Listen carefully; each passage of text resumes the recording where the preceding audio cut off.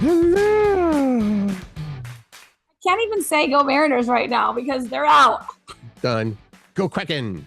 Yeah, Hey, it's CURT Jen, our little podcast here that we bring to you every Monday, Wednesday, and Friday. So please like, love, follow, heart, and subscribe. Those 5 things. Yeah, and leave a comment too. Oh, yeah, I can leave a comment. Of course. Yeah, we'd love That's that. only obvious. We'd love feedback. Feedback is great as long as it's positive. It's Friday. It's 1 week till Halloween, which I cannot believe, which means next Saturday is November 1st. I guess that would mean a month from now is November 30th. Yes. I don't know. Nothing. No, that's not correct. What's on the show today? We have the world's favorite Crayola color. Yes. And it's not blue green or green blue, which I argued were the same. And or seafoam or seafoam green. 2 car colors that will crush your car value just to know, but they'll crush it in a bad way. That kind of, you're going to crush it. Gray divorce is on the rise. We're going to tell you about that. Most hated Halloween candy and what's making a comeback, which it was a little surprising to me. How about the top reasons why we lose touch with friends, right? Yeah, and Fun Facts Friday. Your favorite. And we have some good, you've got some good fun facts in here, I believe. Well, you always have good fun facts in here. So always. Why don't we go ahead and get it started here? A little bit of chicken fried. Beer on a Friday night. Okay. Why am I playing chicken fried? Well, because I'm going to tell you a story about what happened to me. So on Wednesday, I went walking through the neighborhood, and on the way back from my walk, I was going to check the mail. Mm-hmm. I had the mail key with me. So I get back from my walk. I'm walking up the hill to get to my mailbox, and I'm like, oh no, my mailbox key has fallen out of my pocket somewhere. Ooh. And so yesterday, here's what I did. I spread you can't see them. Tip it down a little bit. There. Aha.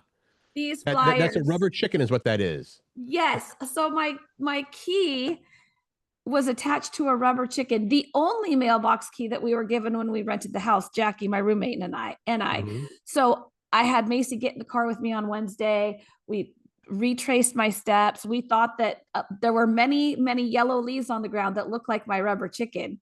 It was not. I'm sure some kid picked it up because that's a cool rubber chicken. I would want that. Yeah, just so people know, it's a rubber chicken keychain. So it looks like one of those gag rubber chickens, but it's only maybe 3 inches. Yeah. Anyway, I cannot find it. I posted flyers yesterday. That's what I was holding up on my phone for those of you that are listening and not watching. It's a flyer that said lost. It has a big picture of a rubber chicken on it. And I just said, please return the key. You can keep the rubber chicken, because this mistake of mine, this falling out of the key from my pocket when I was walking, is going to cost me almost $100 US. Or you can just have Jackie open the mailbox for you every time. No, we only had one key. Oh, I thought she had one too. Yeah, no, this is going to require changing the locks of the mailbox. You can never, ever get your mail again. That's all there is to it. Well, I hope so. There's a lot in there too, because it doesn't matter. I checked it on the way out of my walk and there was too much in there. I'm like, I'll check it on the way back. And then I lost the key. There we go. I'm sorry. That's a horrible way to spend $100 US. Yes, it is. All right. I hanker for a hunk of cheese. I hanker for a hunk of a slab or slice of chunk of. I hanker for a hunk of cheese. Who is that? Time for Timer. You don't remember that from when you were probably, I don't know, 5? I mean, I recognize the voice. It was one of those commercials that played in between, not a commercial, more of like a PSA. But yeah, time for Timer. He hankers for a hunk of cheese. Okay, so that's why we're talking about this. An astonishing number of people say they cannot make a good grilled cheese sandwich. Before you open your mouth, Jen Pirak, I know you're chomping at the bit. I am. You are a grilled cheese aficionado. It happens to be one of my favorite sandwiches. And it isn't hard, which this is what this article astonished me. That there's according to that survey, right? About 6 in 10 Americans say that the grilled cheese is their favorite. That should be higher actually, but that's what it is. A whopping 75% of people don't feel confident that they're an expert at making a grilled cheese. What? Here is the deal, people. You just have to have some good bread. You butter it and you make sure it's all the parts of the bread are covered on each of the, on the one sides that you're going to be grilling. Put some yummy cheese in between and grill it till golden perfection. Boom, done. Delicious. Well, the golden perfection part is probably what they're concerned about. They can't get golden perfection. So about 75, I'm sorry. About 75% of people say buttering the bread delivers the best crisp on the outside. You have to butter the bread. You can't just slap a piece of bread on there. Otherwise, it's a toasty, in my opinion, like a cheese toast. Like, I don't like it when restaurants do that. They toast the grilled cheese instead of grill it. Well, 1 in 10 people say you don't use butter, you use mayo instead of butter. That's a thing. I think I've done that once. I prefer butter. I love butter. And 7 in 10 say the perfect grilled cheese includes more than one cheese, although cheddar seems like it's a must. I mean, here's where it gets weird because you are a sourdough fan, right? Well, no, I like French bread for my grilled cheese. 40% prefer white bread. Others like sourdough, multigrain, and brioche. Okay. And as far as the technique goes, maybe this is where you have the upper hand, Jen, in the technique. As far as technique, they didn't reveal much in the survey, just like what you said. Because there's the bread on there. But how about cheeses? Do you just go with a cheddar? Well, I used to go with the very processed American cheese because that makes a delicious grilled cheese sandwich. But I've since my taste buds have developed more sophisticatedly with grilled cheese. And now I do sometimes I'll do Colby Jack, maybe I'll do some Havarti, maybe I'll mix the cheeses. Sometimes I do a grilled brie cheese. That's bougie. Wow, I think the Havarti and the Colby Jack I think is the best because you already get kind of a blend there. Yeah, here's the thing: you just make it sure your griddle is on medium. You have to have a good pan that's not going to stick. Don't use the metal kind; it has to be nonstick, in my opinion. And just be patient. And sometimes I cover it on one of the sides so the cheese really gets melty inside, and then flip it and then let it air out. And for the record, when Jen says "in my opinion," that is the same as saying that's the way it has to be. And that's fine. Well,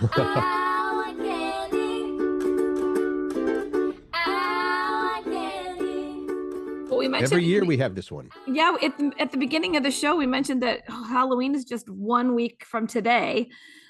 So people are picking up their Halloween candy. They're probably replacing it. Actually, remember we did a story that most people who buy their candy in advance go through it at least once, if not twice or 3 times. Right. I thought the number 1 hated candy would be candy corn. It's on the list. That's number 2. Yeah, it's not number 1. Licorice. 1, yeah. That's not right. Well, you know what? Black licorice. Black licorice, yes. Mike and Ike's, horrible. Horrible. Oh, yeah, I agree. But then candy corn is number 2. And then they had marshmallow candy. Apparently, used to be high on the list as well. Those are weird. You know what I'm talking about? Yeah, I think those they come in pumpkins and and they're yes. I was thinking of those orange peanut looking things. You know those? They're shaped like peanuts, but they're orange. The circus peanuts. What are those called? I think they're called circus peanuts. Well, those are terrible. Yeah, I would agree. Caramel apples are down as well. Who gives out caramel apples? That's too messy. Or there might be razor blades in your apple. That has never happened, right? That was a good one, Mom and Dad, though. That was a good way to get us to not eat the candy before we got home. What's gaining in popularity? Haribo gummies rose by almost 50%. I know, that's crazy. Well, they're good. They are good. And good for you. Baby Ruth candy bars are somehow making a comeback, up 42%.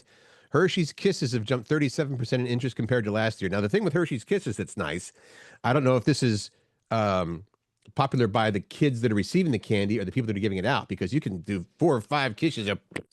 So it looks like you're giving out a lot of stuff when you're giving out the same amount as a regular candy bar. Huh. It's math. What? Okay, maybe we should have. Okay, next week we're going to ask our question of the day is going to be, which candy bar are you grabbing or stealing from your kids' stashes? Right.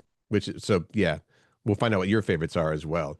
One thing on here, what is matcha cookies? Matcha cookies? Matcha. Well, matcha tea, the green stuff. It's like elevated chai tea, I think it is. It's or elevated green tea. I forget what it is. It's real. It's matcha is supposed to be pretty good for you, but I don't think when you put it in cookie form, is it good for you anymore? I don't know. I haven't seen them. I don't know what Okay. matcha cookies are. Well, watch out for them kids because they're out there. Well, and they're 140% growth. Like they love the crunchy treats. It's crunchy. Well, I don't know. I guess. I mean, cookies are usually like, I guess they're not always crunchy. I don't know. We should just move on because I don't even know.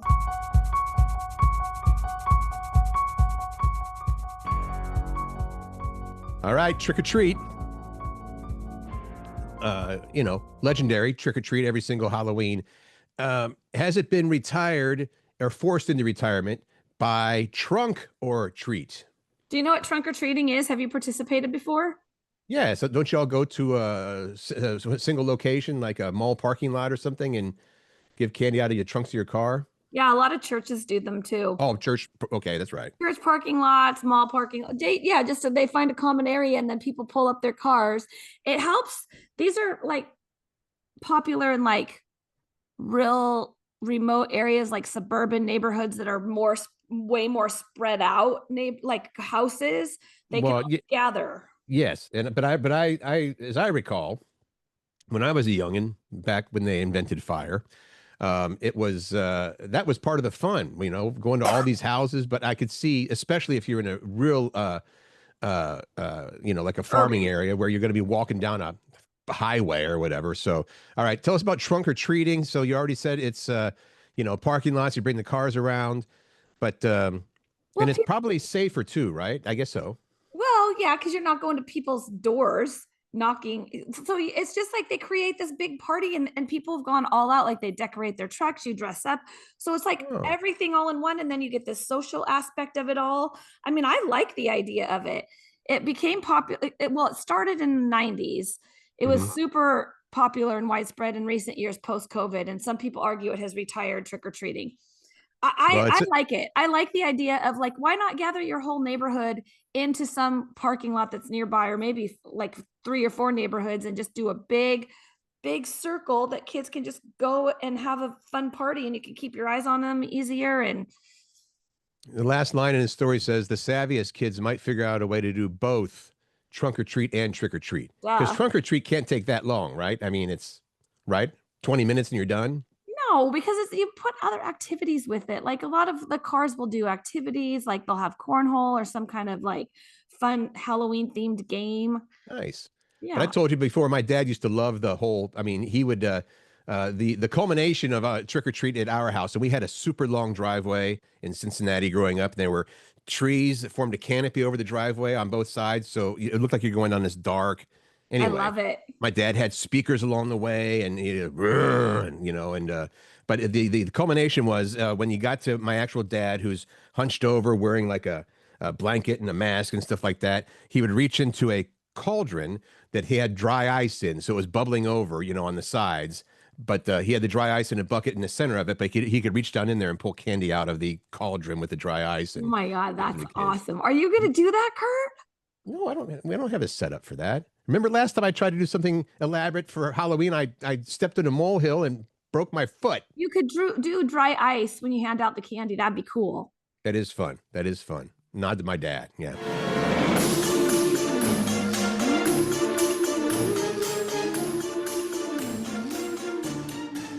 This one's yours, Jen. Okay. So the son from the movie Poltergeist, he is going to go to the real Poltergeist house where the movie was filmed and hand out candy to trick-or-treaters. I mean, like, I wouldn't even go up to the Poltergeist house.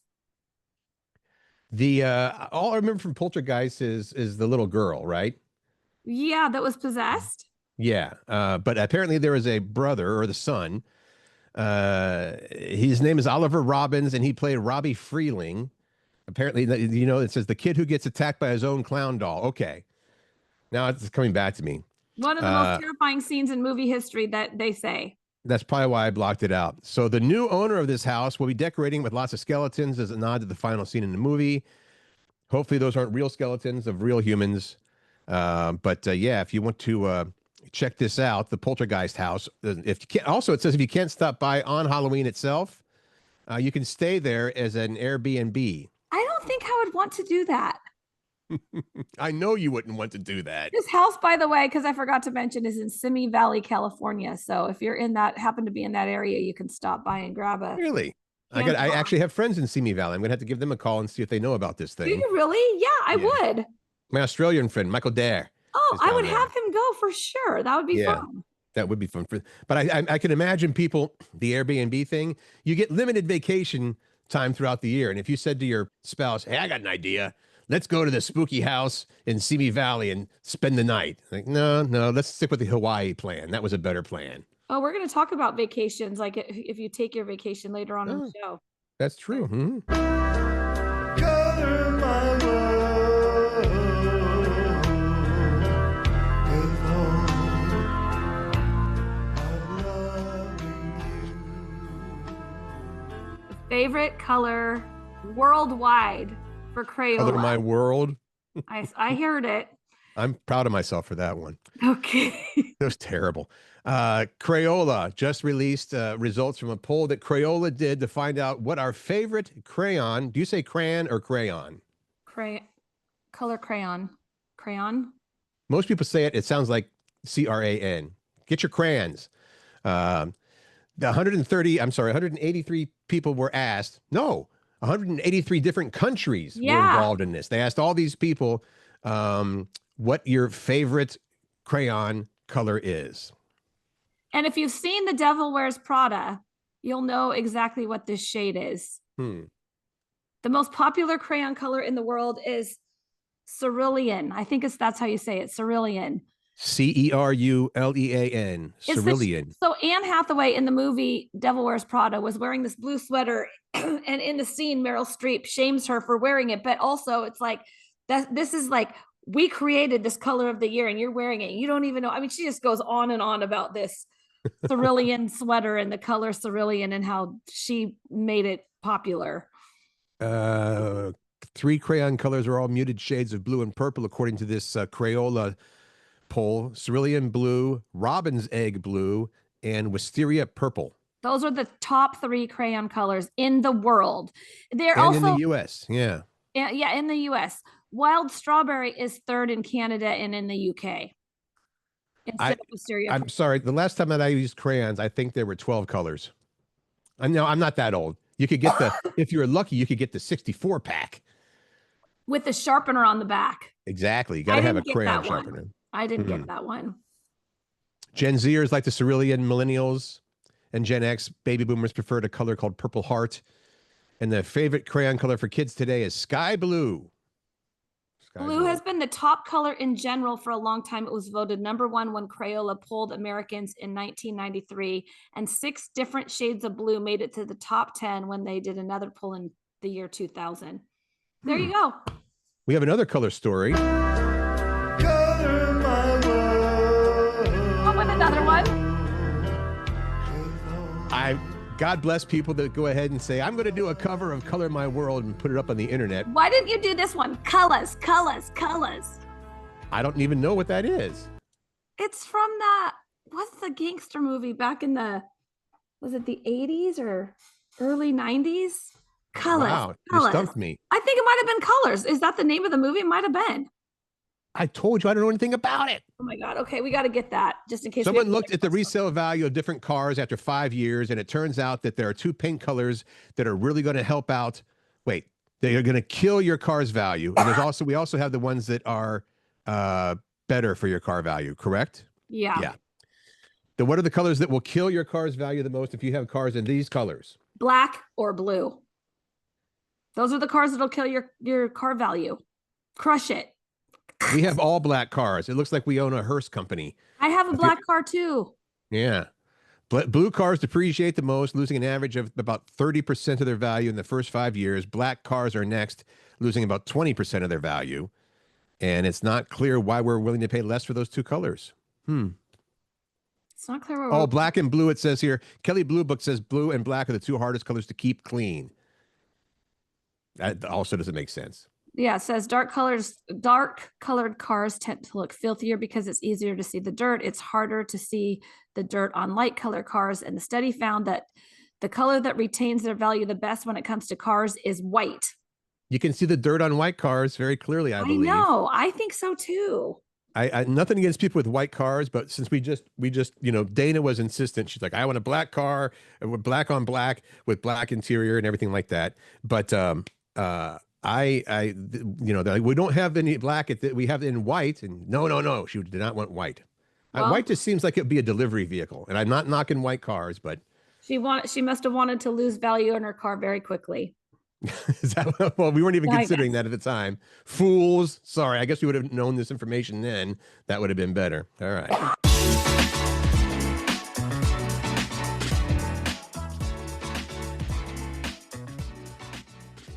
Our question of the day from Wednesday was things that were normal 30 years ago but are a luxury now.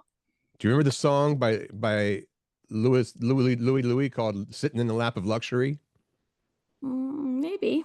Okay, I'll see if I can find it for you. I should have played that here. Normal things from 30 years ago that are a luxury now. Jen, you said concert tickets. We talked about that. Wood furniture, one-income households, buying a house. That's a biggie. Answers that we got from everybody else, though. There's some fantastic answers as always. Jody said CD music collection or vinyl record collection. Seriously, you know how much vinyl is now? A lot more than it was when that was the way to go. Way, like 30 way bucks for a vinyl. Yeah. Sarah said skiing, which is so true. Eric said gasoline, which was sometimes you look back. We used to, at least I used to, when we were back on the radio in those days. If you wanted to have, hey, back on the day in 1990, gas cost this much, and it was 97 cents a gallon or something. It was unbelievably cheap. Rita says pro football games were normal 30 years ago, but now are a luxury to go to a Seahawks game, I guess. Yeah, don't you think? I think that's absolutely true. It's so expensive to go see pro sports these days. Mm-hmm. Bill said a house with no mortgage. Juliet said owning a home in Seattle. And Corey, I love this one. Corey said appliances that actually continued to work after 5 years. Today, it's a luxury to have one last past 8 years. True. That is true. It's funny. I have a friend that has had the same washer and dryer for, I'm going to say 15 years.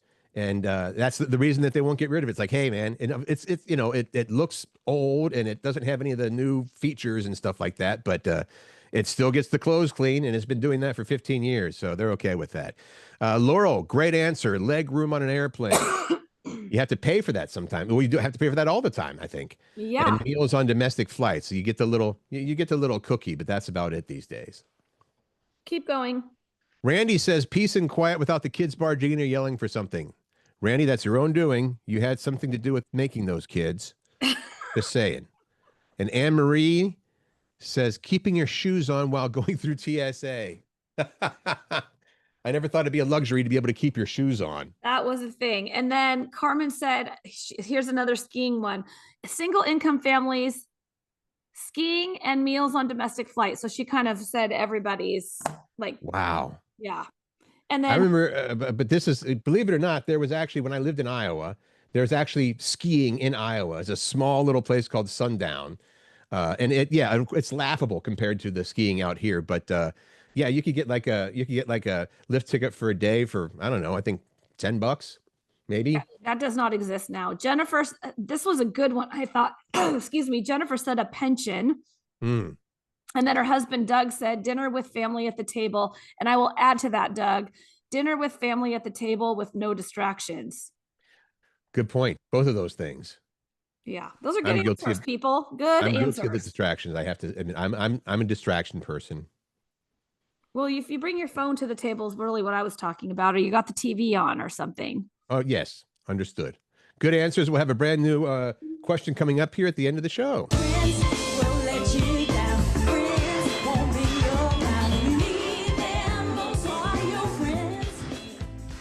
Here we have the top reasons we lose touch with old friends. This is kind of a sad story to me. Mm-hmm. There's a new poll on old friends that found we lose touch with good friends, one good friend per year on average. And 70% of people agree that it gets harder to stay in touch the older you get. So the average person says they've lost touch with 8 or 9 good friends over the past decade. That's probably about true for me. The average for men, it says, is closer to 10.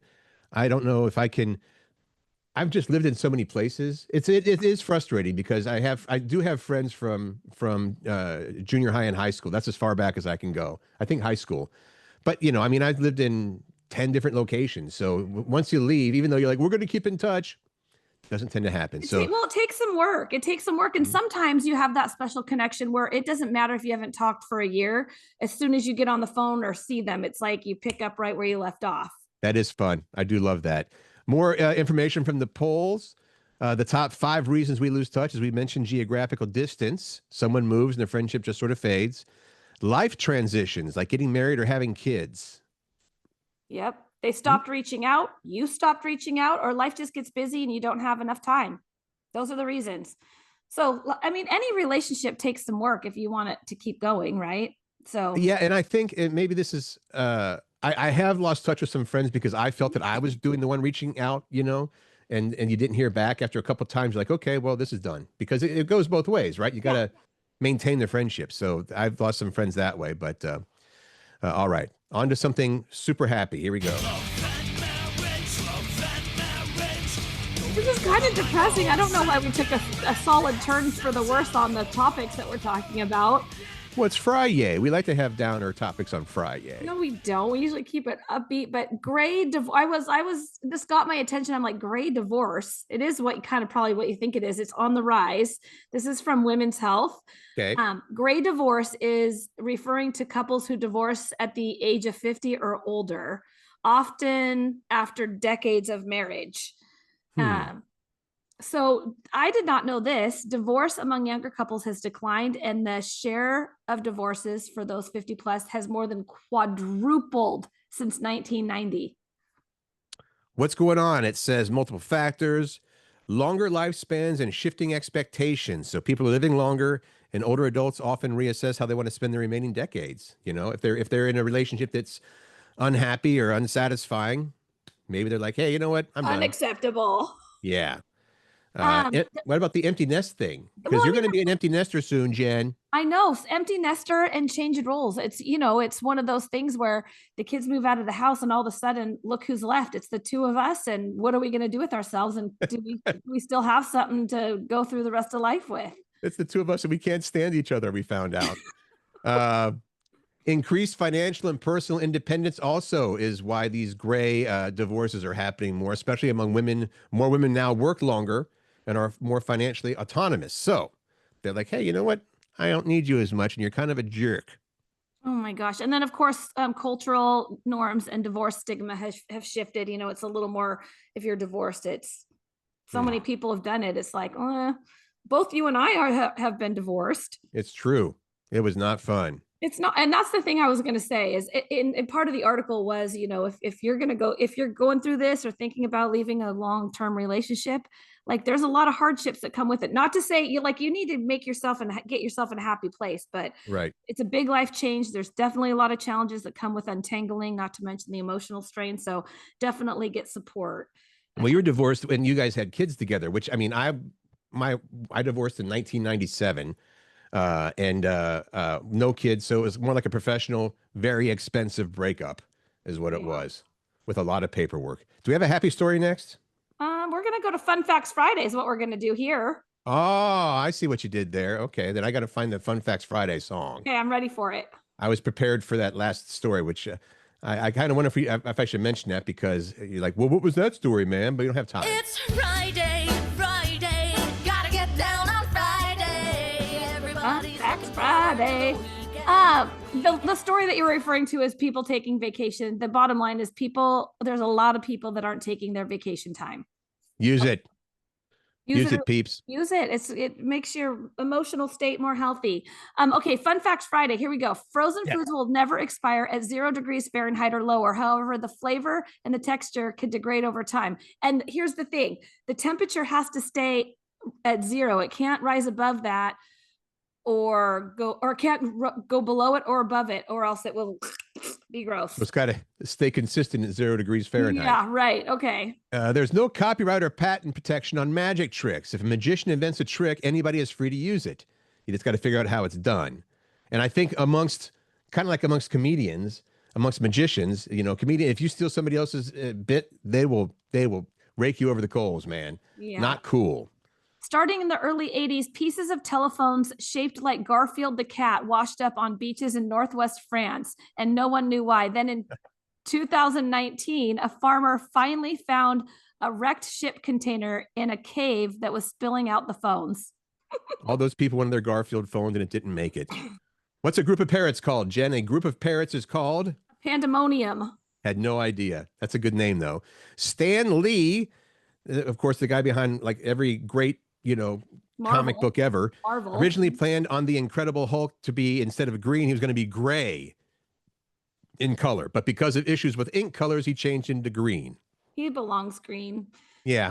The word for one piece of ravioli is raviolo. You got to be not very. I don't want a bunch of ravioli. Just one raviolo, please. That's it. With the pandemonium of parrots. This is your story, Jen. If you this is funny because this came up in conversation on Monday when we were having dinner at Riley, my daughter's house. If you've ever talked about having a butt load, air quote, of something, be careful because a butt is a real unit of measurement. It amounts to about 108 imperial gallons, or about 130 American gallons. I had no idea. It says it's common now.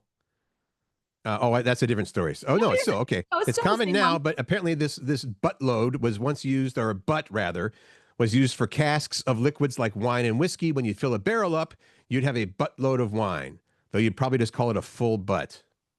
I have a full butt. Hey, come on over, you guys. Tonight we're having wine. I got a full butt.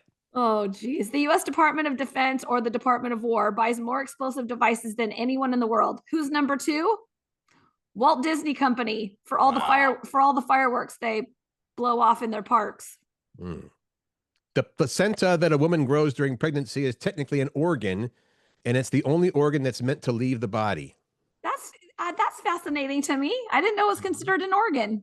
Unless you're really throwing up really hard, then some other organs might come out. Get this. After you play 8 years in Major League Baseball, you get a gold card that gives you and a guest free admission to any MLB game for the rest of your life. Really? That's what it said. I believe it. I just didn't know. That's a perk. That's almost like a pension, but they don't get your pension in money. You get your pension in baseball games. Yeah, there you go. Great, informative stuff, Jen. People can use every one of those things we mentioned today. See if you Keep can going. do that. Keep it going. In Seattle and elsewhere this weekend, here's what's going on. There is a movie opening, which I'm going to go see tomorrow night. You are?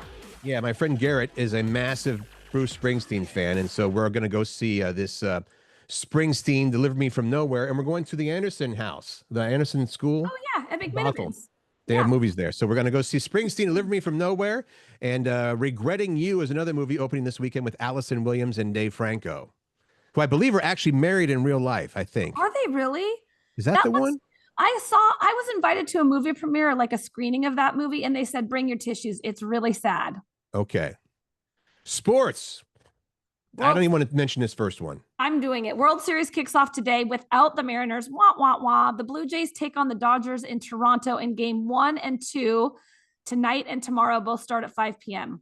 Go Blue Jays.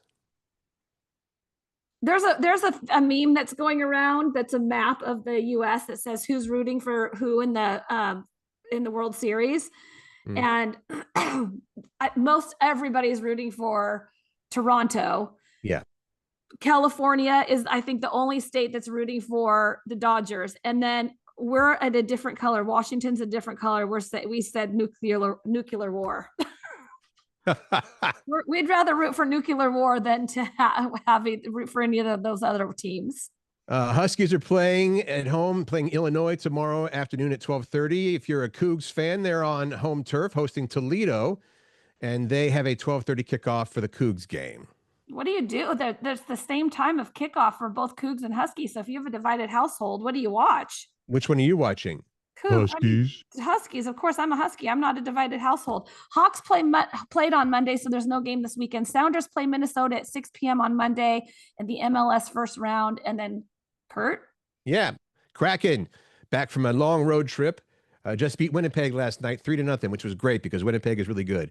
They are back at Climate Pledge Arena tomorrow night at 7 if you want to watch the Kraken, and go Kraken. All right, there we go. What's happening around the PNW besides sports? This is the last weekend before Halloween, as we mentioned. So there's so many festive activities, from haunts. There's a zombie walk. There's a run scared run that someone's doing. There's thriller dances happening. There's pumpkin patch activities. And of course, there's Halloween parties for kids, Halloween parties for adults that, you can go to like at bars or community centers and that kind of thing. There's the Tacoma Holiday Food and Gift Festival in the Tacoma Dome today through Sunday, which is actually, there are so many different booths there. You could get a lot of your Christmas shopping done. And then there's the Seattle Coffee Festival tomorrow at Magnuson Park. Nice. Speaking of the thriller dances, remember back when I used to spin music out at the Haunted Morgue? I was playing Thriller one time, and the whole group of people that were waiting to go in all of a sudden just randomly just started doing the Thriller dance, which I thought was pretty cool. I love that. What are you doing this weekend? Well, I'm going to the Bruce Springsteen movie tomorrow night, and I think we've got a wine tasting tomorrow afternoon. I'm going to go meet one of Dana's friends from her work that I haven't met before, and her husband. I think we're going to Lance but I Sellers. don't know what cellars we're going to. So Go to Lance Sellers. well, I think it's already planned. I think it's in Woodinville. Oh, okay. But Lance Sellers is great. What do you got for the weekend? I'm going to see Chicago at the Fifth Avenue Theater tonight. I should have mentioned that in what's happening this weekend. The show's going through, I forget when it goes through, at least the weekend, if not longer. And it's, it's one of those epic Broadway shows that you got to see. So Chicago tonight, I'm going to go with Riley and my mom. Now You See Me, Now You Don't movie tomorrow morning. I'm going to go see that as a sneak peek movie, and then pumpkin carving on Sunday. And that's different than the Now You See Me movies? That's a different movie? No, it's the same. It's a new installation of the movie. Oh, this is like the third. I think it's the third one. Maybe it's the fourth. I think you're right. I think it might be the third or fourth. Okay, fantastic. Yeah, it should be good. And finally, your weekend question of the day weekend. Simple one this time. It's a fill in the blank one. Jen? Bring back the blank. Bring back the blank. What would I say? I don't know what I'd say. I'm going to think on that. I say bring back the Oldsmobile 442. Bring back the gremlin. The car? I'm just trying to think. That's almost as bad as saying bring back the Ford Pinto if you want to explode. Okay, there's your easy question for the weekend. Well, we're looking forward to your fun answers. Bring back the blank. Let us know. It'll be posted all over the interwebs. You can reply. You can comment here, or you can go to our personal Facebook pages, or you can go to the CURT and Jen in the Morning page as well. We'll be back Monday with a new episode. Until then, have a great weekend. Make good choices, find joy, spread kindness, and Laugh. And thanks so much for joining us. Appreciate it. Have a great weekend. Oh,